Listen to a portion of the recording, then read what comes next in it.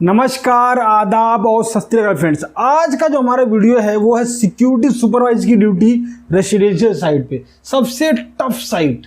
अब भैया tough site क्यों बोला सर आपने?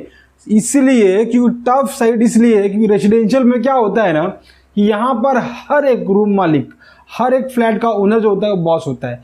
कॉर्पोरेट में देखिए एक बॉस मिलेगा, 2 बॉस मिलेंगे, 10 बॉस मिलेंगे, लेकिन यहाँ पर आपको सारे के सारे बॉस मिलेंगे। जितने फ्लैट होंगे उतने बॉस मिलेंगे आपको। तो सबसे आपको बहुत संभाल कर यहाँ पर काम करना पड़ता है। कोई तीखा, कोई मीठा, कोई खट्टा, ऐसा सबका नेचर होता है। तो बड़ा ही खतरनाक साइट है आपका ये रेसिडेंशियल साइट। तो क्या क्या करना पड़ता है एक सुपरवाइजर को एक रेसिडेंशियल साइट के ऊपर, आइए देखते हैं। सबसे पहले ये 3 जो है आपको एक रिवीजन करवा देता हूं। सबसे पहली जो क्वालिटी एक होती है, काम जो होता है, पंक्चुअलिटी मेंटेन करनी होती है एक सिक्योरिटी सुपरवाइजर को, क्योंकि यथा राजा तथा प्रजा, जैसा आप करेंगे वैसा आपके सबॉर्डिनेट्स, आपके जूनियर आपको देखकर करेंगे। अगर आप लेट आते हैं तो फिर आपका साइट तो बहुत बुरा ही जाएगा। क्योंकि आपके जूनियर भी आपको देखकर फॉलो करेंगे और आप उन्हें बोल भी नहीं पाएंगे। इसलिए वो लेट आए तो एक बार चलता है, लेकिन आपका टाइम पर आना तो कर्तव्य है, परम कर्तव्य है भैया। दूसरा, उसके बाद hand over take over. Hand over take over में सिर्फ 2 बातें करना चाहूँगा आपको। पहली बात, हैंड ओवर टेक ओवर बहुत सावधानी पूर्वक एक एक पॉइंट को राइटिंग में लिखे। वर्बल नहीं दिया तो भी चलेगा, लेकिन राइटिंग में कुछ मिस नहीं करने का। फिर ब्रीफिंग तो बहुत ज़्यादा जरूरी है। कड़क चाय मॉर्निंग में पीते हैं ना तो मूड फ्रेश हो जाता है, वैसे ब्रीफिंग करने से ना एकदम मूड फ्रेश हो जाता है आपको। मतलब आप जो 12 घंटे 8 घंटे काम करने वाले हैं उसकी जो प्रेरणा है ये ब्रीफिंग से ही मिलती है। क्या डिस्कस करेंगे? सबसे पहले डिस्कस करेंगे प्रीवियस डे में जो भी इंसिडेंट एक्सीडेंट हुआ है हमारे प्रीमाइसेस में, जो भी बदलाव आया है, कुछ नयापन आया है, वो सारी बातों को हम डिस्कस करेंगे ब्रीफिंग में। इससे क्या होता है फ्रेंड्स कि मान लीजिए अगर किसी को नॉलेज नहीं है कोई बात की, उसकी ड्यूटी उसका ऑफ था, वो गांव गया था 2 दिन के बाद उसने ज्वाइन किया, तो उस प्रीमाइसेस में क्या हुआ कल और क्या बदलाव हुए हैं उसकी जानकारी लगभग सबको हो जाती है। तो ये बहुत ज़्यादा ज़रूरी है कि चेंजेस क्या हुए सबको पता चले। ये ब्रीफिंग में डिस्कस करने से ही मालूम पड़ता है। उसके बाद होगा डिप्लॉयमेंट। डिप्लॉयमेंट में तो बहुत ही आपको ख्याल रखना है। यहाँ पर गेट वाले को बैक गेट, फ्रंट गेट पे, बाद में रिसेप्शन एरिया में आपको बहुत माहिर गार्ड रखना है। रिसेप्शन एरिया और गेट और बैक गेट ये बहुत ही मतलब क्रूशियल पॉइंट्स वगैरह हैं। यहाँ पर आपको देखेंगे तो ज़्यादा विजिटर यहाँ पर आपको यहाँ से आपको देखने को मिलेंगे। गेट भी बहुत क्रूशियल एरिया है, रिसेप्शन भी और बैक गेट भी। बैक गेट चैलेंजिंग क्योंकि यहाँ से वेंडर, कॉन्ट्रैक्टर और आपके लेबर वगैरह आएंगे। मेन गेट से आपकी बहुत सारी गाड़ियाँ वगैरह आएंगी, वहाँ से ओनर आएंगे, बॉस आएंगे, आपके एरिया ऑफिसर वगैरह आ सकते हैं, आपके कंपनी के लोग आएंगे मेन गेट से। फिर रिसेप्शन से होकर बाई आया, फिर वेंडर, स्विगी, जोमेटो, ये सब लोग आएंगे। तो ये बहुत क्रूशियल पॉइंट्स वगैरह हैं जहाँ पर आपको काम करना है। तो इसलिए डिप्लॉयमेंट बहुत बढ़िया होना चाहिए। और मैंने आपको जो गुरु मंत्र दिया था कि जो लोग स्लो लर्नर हैं, जो कम बुद्धि वाले हैं, जो जल्दी सीख नहीं पाते हैं, ऐसे लोगों को जिस दिन कम प्रेशर हो उस दिन डिप्लॉय करें वहाँ पर, ताकि धीरे धीरे ये लोग सीख जाते हैं। क्योंकि करत करत अभ्यास जड़मती होत सुजान, रसरी आवत जात है और शिला पर बनत निशान। अब बोलेंगे सर पकाते हो, हमेशा यही बोलते रहते। भाई पकाते नहीं, ये गुरु मंत्र है, ठीक है। तो जड़ बुद्धि वाला भी अभ्यास करने से सीख जाता है। इसमें यही है कि अगर आपको ऐसा लगता है कि भी आपकी सीखने की क्षमता कम है तो बस कंटिन्यू अभ्यास करते जाइए, आप भी चीज़ों को सीख पाएंगे। क्योंकि जड़ बुद्धि वाला भी अभ्यास करने से सीख जाता है, ठीक है। डिप्लॉयमेंट हो गया। फिर गेट मैनेजमेंट यहाँ पर बहुत इंपॉर्टेंट ड्यूटी होती है रेसिडेंशियल में। आप देखेंगे रेसिडेंशियल में मोस्ट ऑफ द क्या होता है कि गेट से लगकर ही सिक्योरिटी कैबिन बनाया जाता है, जहाँ पर सिक्योरिटी सुपरवाइजर बैठता है, ताकि कुछ भी जो डिसीजन वगैरह है सिक्योरिटी गार्ड को वहाँ पर लेना है जो गेट पर है वो फटक से ले पाए, क्योंकि सिक्योरिटी सुपरवाइजर बाजू में उसके बैठा है। तो इसलिए सिक्योरिटी सुपरवाइजर का कैबिन वगैरह होता है ना, गेट से ही लगकर बनाया जाता है, ताकि मान लीजिए कोई वेंडर हो गया, कोई सीपी वगैरह आया है जिसको वहाँ मेन गेट से एंट्री वगैरह देना है, इंस्ट्रक्शन वगैरह है, तो ये सब किसके पास आता है? ये सुपरवाइजर के पास आता है, जो गेट को जो ब्रीफिंग में डिलीवर करते हैं। लेकिन फिर भी परमिशन कंफर्मेशन जो लेना हो, अब सिक्योरिटी गार्ड के लिए सारे डिसीजन लेना पॉसिबल नहीं होता, लेकिन सिक्योरिटी सुपरवाइजर सारा डिसीजन ले सकता है। तो इसीलिए कैबिन वगैरह पास बन जाते हैं। तो गेट मैनेजमेंट एक बहुत इंपॉर्टेंट ड्यूटी हो जाती है वहाँ पर सिक्योरिटी सुपरवाइजर की। फिर पेट्रोलिंग, रेसिडेंशियल में पेट्रोलिंग तो बहुत ज़्यादा ही परेशानी वाला सबब है, क्योंकि यहाँ पर आपको फायर इक्विपमेंट तो चेक करने हैं, स्टेयर केस पे भी चेक करना। अब क्या होता है, लोग क्या करते हैं मालूम है, स्टेयर केस पे दुनिया भर का कचरा वगैरह अपने घर का सामान वगैरह लाकर रख देते हैं। अब आप वो भैया बॉस हैं, उनको आप कैसे बोलोगे, ठीक है। तो ये इस चीज़ को ही मैनेज करना पड़ता है, क्योंकि सोसाइटी है वहाँ पर स्टेयर केस वगैरह में ऐसे सामान रखना सही नहीं है, क्योंकि फायर वगैरह इंसिडेंट वगैरह हो गया तो फिर वो भागने दौड़ने में दिक्कत आ सकती है, कोई गिर जाएगा, चोट वगैरह लग जाएगी। इसीलिए स्टेयरकेस को हमेशा साफ वगैरह बनाए रखना बहुत ज़रूरी होता है। तो इसको बड़ा संतुलित भाषा में आपको बात करनी है ओनर से, बॉस से, और उसके वहाँ से आपको हटवाना है, ठीक है। उसके बाद होगा टेरेस मैनेजमेंट। टेरेस मैनेजमेंट बहुत इंपॉर्टेंट है। टेरेस सवेरे खुलने का टाइम और शाम को बंद होने का टाइम आपको नोट करके रखना है, और सवेरे टेरेस बराबर खोलना है और शाम को बराबर बंद करना है। जब खुला हो तो वहाँ पे गार्ड डिप्लॉय करना है। भैया मालूम पड़ा कोई पत्नी से झगड़ा करके आया है, और या फिर कोई पति से झगड़ा करके आई है, चढ़ गई टेरेस पे और कूद गई, फिर आप पे ही सारा जिम्मा फूटेगा। आपकी ड्यूटी तो निश्चित 101% जाने वाली ही है। इसीलिए टेरेस जब खुला हो तो एक गार्ड टेरेस पे डिप्लॉय कर दे, उसको बोले भैया राउंड मारते रहे भैया, तो रुकना मत यहाँ पर। नॉर्मली टेरेस खुलता है मॉर्निंग में और इवनिंग में, तो ये 2 टाइम आपको वहाँ पे गार्ड डिप्लॉय करने हैं। एक रिलीवर जो आपका रहेगा उसको वहाँ डिप्लॉय कर दीजिए, ताकि टेरेस बराबर कोई प्रॉब्लम वगैरह वहाँ पे नहीं आने पाए, ठीक है। तो गार्ड को बराबर बोलिए राउंड मारते रहे, बैठे नहीं तो बैठ जाएगा, हवा खाते रहेगा टेरेस पे, बढ़िया हवा चली और वहाँ पे कोई कूद गया, फिर गई आपकी ड्यूटी वहाँ से। कई बार तो साइट वगैरह भी चली जाती है, क्योंकि बहुत बड़ी बात है ना। तो क्या होता है कि बलि का बकरा किसी को तो बनाना ही है, तो बलि का बकरा सबसे आसान क्या होता है, सिक्योरिटी को ही बलि का बकरा बनाते हैं और आउट कर देते हैं, ठीक है। उसके बाद आपको यहाँ पर रिफ्यूजी एरिया भी देखना है। अब रिफ्यूजी एरिया रेसिडेंशियल क्या करते हैं, अब जिसके फ्लैट से लगकर रिफ्यूजी एरिया वगैरह रहेगा ना, वो लोग क्या करते हैं अपना सामान वगैरह भर देते हैं। लेकिन रिफ्यूजी एरिया खाली होना चाहिए हमेशा। इस स्टेयर के जो रिफ्यूजी एरिया आपको बहुत चैलेंजिंग रहेगा, खाली करवाना, खाली रखना, मेंटेन वगैरह बनाए रखना, साफ सफाई करवाना, ये सब बहुत चैलेंजिंग जॉब आपके लिए वहाँ पे होने वाला है। क्योंकि वहाँ पर ओनर जो फ्लैट लगे होते हैं तुरंत अपना साइकिल, कूड़े के दान, सोफा वगैरह एक्स्ट्रा अपने घर का सामान स्टोर रूम की तरह ये लोग चीज़ों को इस्तेमाल करते हैं, जो कि नहीं करना चाहिए। अब इनको पता है, लेकिन फिर भी आप क्या बोलोगे उनको। तो इस तरह के संतुलित वार्ता करके, संतुलित बातचीत करके आप उनको हटाए वहाँ से, कि रिफ्यूजी एरिया खाली रखे, स्टेयरकेस खाली रखे। तो यहाँ पर बहुत चैलेंजिंग जॉब है आपके लिए। तो ये चीज़ आपको यहाँ पर एक मैनेज करनी पड़ेगी। और एक बहुत बड़ा प्रॉब्लम ये सीपी मैनेजमेंट और ब्रोकर मैनेजमेंट का। अब फ्लैट सारे के सारे तो बुक हो गएंगे, अब वहाँ पर फ्लैट रेंट के लिए भी दी जाते हैं, वहाँ पर पेइंग गेस्ट भी ठहराए जाते हैं। पेइंग गेस्ट भी बहुत सरदर्द है, ये आपस में अक्सर झगड़ा वगैरह मारपीट कर लेते हैं, पुलिस केस वगैरह भी हो जाता है, ये भी आपका सर का दर्द होने वाला है। ब्रोकर और सीपी, ब्रोकर क्या होता है फ्रेंड्स, 1 करोड़ से जिसको जो नीचे का डील वगैरह कराते हैं उसको ब्रोकर बोलते हैं। 1 करोड़ के ऊपर जो डील करवाते हैं उसको बोलते हैं सीपी चैनल पार्टनर, ठीक है।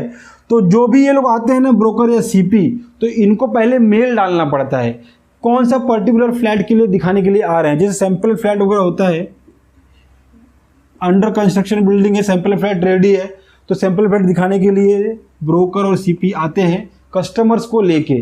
तो इनको ना नहीं बोलना है, क्या करना है, इनको बोलना है एक मेल दिखाइए। ये लोग मेल क्या करेंगे, जो भी मान लीजिए जो प्रीमाइसेस है उसका जो ओनर है वो बिल्डर है, उसने सिस्टम डेवलप किया होता है, वहाँ पर क्या करना है, उनको मेल करना होता है कि मैं ये इतने कस्टमर को लेकर आ रहा हूँ, ये रूम नंबर, ये फ्लैट नंबर दिखाने के लिए। तो वो मेल वगैरह वहाँ से कंफर्मेशन होना चाहिए। मेल आपको चेक करना है, आपके जो सुपीरियर हैं प्रॉपर्टी मैनेजर वगैरह उनको भी इन्फॉर्म करना है, उसके बाद इनको अलाउ करना है। अगर मेल नहीं है तो भैया किसी को भी अलाउ नहीं करना है बिना मेल के। मेल नहीं है तो अगर प्रॉपर्टी मैनेजर बोल रहा है अलाउ कर दो, फिर अलाउ कर देना है, ठीक है। लेकिन उससे पहले किसी को भी अलाउ नहीं करना है। ये आपके लिए काफ़ी सरदर्दी वाला काम होगा, क्योंकि इसमें ब्रोकर जो होते हैं ना काफ़ी अंगूठा छाप होते हैं, काम पढ़े लिखे तो होते नहीं है, लेकिन अब धंधा जमा लिए हैं तो आएंगे। तो ये लोग बहुत रुबाब वगैरह करते हैं, ब्रोकर वगैरह। सीपी थोड़ा पढ़े लिखे होते हैं, वो समझते हैं बातों को और आपकी बात भी समझेंगे, आपकी प्रॉब्लम भी समझेंगे। लेकिन ये ब्रोकर बहुत ही मतलब इनकी लिए तो शब्द ही नहीं मेरे पास। ये अक्सर अंगूठा छाप होते लोग होते हैं या कम पढ़े लिखे लोग होते हैं। सिक्योरिटी गार्ड को वॉचमैन समझते हैं और बहुत रोते करके बात करते हैं। इनको रोक दिया तो ऐसा लगता है इनके बाप की प्रॉपर्टी में इनको घुसने से रोक दिया है। तो ये लोग बहुत आपके लिए बहुत चैलेंजिंग जॉब करने वाले हैं, तो इनके लिए तैयार रहने, इनसे डरने की जरूरत नहीं है। सीधा ज़्यादा कुछ उल्टा पुल्टा बोलेंगे आपको तो उनसे वहाँ पर बहस में नहीं फंसना है। अपनी औकात नहीं दिखाते रहो, दिखाता हूँ, रुक जा, ड्यूटी खत्म होने दे, ऐसा नहीं बोलना है उनको। सीधा प्रॉपर्टी मैनेजर को बुलाइए, ऐसा ऐसा प्रॉब्लम कर रहा है बंदा, बस प्रॉपर्टी मैनेजर को उनको डोज दे देगा, चूरन दे देगा, वो शांत हो जाएंगे। तो इनसे ही आपको बहुत ज़्यादा मगजमारी होने वाली है, और फ्लैट ओनर से, ठीक है। ये तो काफ़ी पढ़े लिखे होते हैं, ये आपकी बात समझते हैं, कभी बिना मेल वगैरह खुद ही नहीं आते। कुछ अर्जेंट वगैरह हुआ तो भी वहाँ से आपको पहले इंटीमेशन हो जाएगा कि ये सीपी आ रहे हैं, इतने इतने मेंबर्स को लेके, इतने कस्टमर्स को लेके, आप इनको अलाउ कर दीजिए। ये लोग एजुकेटेड लोग हैं, लेकिन ये बहुत बेकार लोग हैं। इसमें से कुछ लोग अच्छे भी होते, सारे के सारे बुरे नहीं होते, लेकिन ये आपके लिए चैलेंजिंग बनने वाला है, मैनेजिंग ब्रोकर और सीपी। फिर आपको फंक्शन वगैरह भी देखेंगे। अब यहाँ पर लोग रहते हैं भैया, ये कॉर्पोरेट ऑफिस तो है नहीं, यहाँ पर लोग रहते हैं। अब हमारे भारत देश में त्यौहार की तो कमी नहीं है, हर दिन आज भी पता नहीं कितने ही प्रदेशों में कुछ ना कुछ त्यौहार वगैरह होगा। तो रेसिडेंशियल में यही चैलेंज है कि आपको यहाँ पर त्यौहार बहुत देखने को मिल जाएंगे, होली, दिवाली, लोहड़ी, फिर और क्या बोलते हैं, ये जयंती, वो जयंती, दुनिया भर की जयंती विंती मनाते रहते हैं। कुछ नहीं मिला तो बर्थडे, मैरिज एनिवर्सरी, बच्चे का बर्थडे, खुशी कुछ मनाते रहेंगे। तो फंक्शन वगैरह बहुत ज़्यादा होते हैं। तो इस फंक्शन में आपको ध्यान रखना है कि जो लोग आ रहे हैं वो बिना किसी इन्विटेशन के नहीं आ जाए। मतलब फंक्शन चल रहा है, कोई बाहर से ऐसा अननोन पर्सन आ गया जिसका जिसकी मंशा है प्रीमाइसेस में नुकसान पहुंचाने की किसी को, तो इन्विटेशन कार्ड वगैरह आप देख लें। उनका पहले उनका एक साइन वगैरह होगा, वो बताएंगे कि हमारे ये गेस्ट, उनको आपको गेस्ट लिस्ट देंगे कि हमारे गेस्ट लिस्ट इतने ही गेस्ट आने वाले हैं। तो जो गेस्ट आएंगे उनको विश करके, नमस्कार करके, जो भी आपके प्रीमाइसेस में चलता है, फिर वो आपको वहाँ पे नाम पे टिक करते जाने कि इतने इतने गेस्ट आ गए। फिर जैसे ये गेस्ट जाएंगे तो ये गेस्ट फिट आउट टाइम भी आपको यहाँ पे प्रॉपर मैनेज कर देना है। यहाँ पर आपको काफ़ी मशक्क़त करनी पड़ेगी, ठीक है।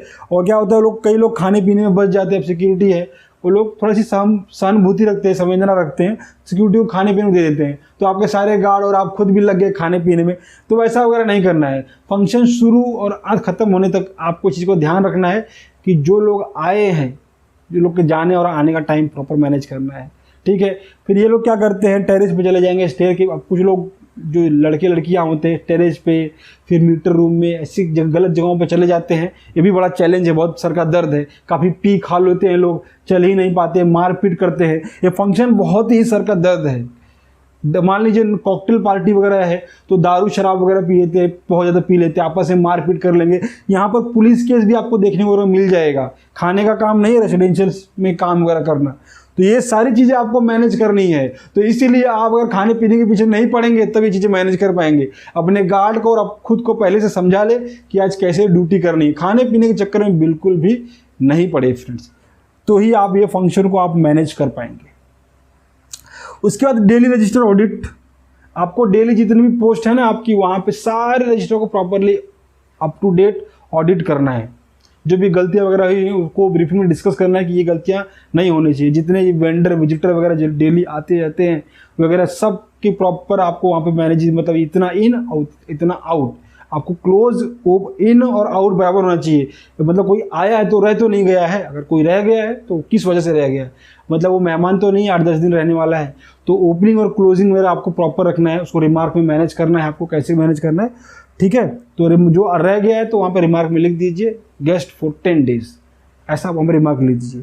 उसके बाद वर्किंग एज ए रिलीवर, एक सिक्योरिटी सुपरवाइजर को वहाँ पर रिलीवर का काम भी करना पड़ेगा। रिलीवर वगैरह नहीं आया है तो आपको अगर रिलीव वगैरह भी करना है वहाँ पे, ऐसा नहीं कि मैं सुपरवाइजर हूँ तो मैं रिलीव ही नहीं करूँगा। तो ये सबसे कैसा होता है, ये जो आपके गार्ड है ना, आपके जो जूनियर है ना, इनका बहुत ज़्यादा ख्याल रखें, अपने बच्चों की तरह इनका ख्याल रखें, तब जाके आप इनसे बढ़िया से काम करें। किसी से भेदभाव, पार्शियलिटी नहीं करें दोस्तों। अगर आप सुपरवाइज़र हैं तो आप पिता के समान हैं, जो माता पिता के समान हैं, जो अपने बच्चों से भेदभाव नहीं करते। किसी से भेदभाव मत ये, भले वो किसी भी कास्ट का हो, आपका घर वाला है, गांव वाला हो, ऐसा कुछ हो तो भी नहीं भाव करे। जो सिर्फ रूल बाय रूल चलिए। गलती किया है तो पनिशमेंट मिलेगी भैया, तू चाहे जिज्जा ही क्यों ना, तू साला ही क्यों ना हो। तो गलती जब सुपरवाइजर होगे ना तब कुछ नहीं होना चाहिए आपको। बाकी रिश्ते वगैरह भूल जाओ। जब यूनिफॉर्म बॉडी पे होती है ना तो सिर्फ ड्यूटी एंड ड्यूटी, पार्शियलिटी वगैरह नहीं करे। पूरी कोशिश, देखिए अब किसी के मन में क्या चल रहा है आपको नहीं पता, लेकिन आप ये कोशिश जरूर कर सकते हैं कि कोई मेरे लिए गलत बिल्कुल भी नहीं सोचे। अगर कुछ है सबसे फ्रेंडली बात करिए, लेकिन एक डिस्टेंस बना के रखिए, इतने क्लोज मत होइए कि कोई कंधे पे आपके हाथ रख दे और ऐसे आपसे खड़े होकर बात करे। इतना डर बना के रखिए। बात फ्रैंकली करने में कोई दिक्कत नहीं है, इससे आपस में एक दूसरे को समझने में आसानी हो जाती है। लेकिन कभी किसी को इतनी छूट मत दीजिएगा और कभी किसी के इतने करीब मत जाइएगा कि आपके कंधों पर हाथ रख दे। जिस दिन ये कंधे पर हाथ रख दिया ना, फिनिश, आपकी रिस्पेक्ट खत्म। फिर आप के लिए उस बंदे से काम कराना थोड़ा सा मुश्किल होता जाएगा दिन ब दिन। तो इसलिए डिस्टेंस मेंटेन रखें गार्ड से, और एक पिता की तरह, एक लीडर की तरह सबको मैनेज करें, सबको एक ही लाठी से हाके, सबको एक समान देखें। ठीक है, जो कम थोड़ा इंटेलिजेंट है, कम होशियार है, उन पर तो विशेष ध्यान दें, क्योंकि माता पिता करते हैं जो बच्चे कमज़ोर होते हैं उन पर ज़्यादा प्यार उठाते हैं। तो वैसा ही आपको करना है, उनको ज़्यादा ख्याल रखना है।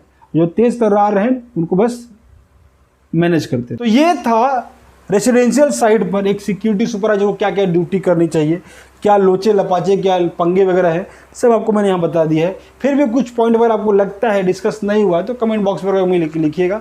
मैंने अपनी जानकारी से सब कुछ आपको बता दिया है, जो मेन पॉइंट्स थे होते हैं रेसिडेंशियल साइड पर, वो सब मैंने कवर कर लिया है। फिर भी कुछ आपको बनना है तो कमेंट बॉक्स खुला है, वहाँ पर बताइए, मैं आपका उस डाउट का समाधान जरूर करूँगा। मिलते हैं नेक्स्ट वीडियो में, तब तक के लिए जय हिंद।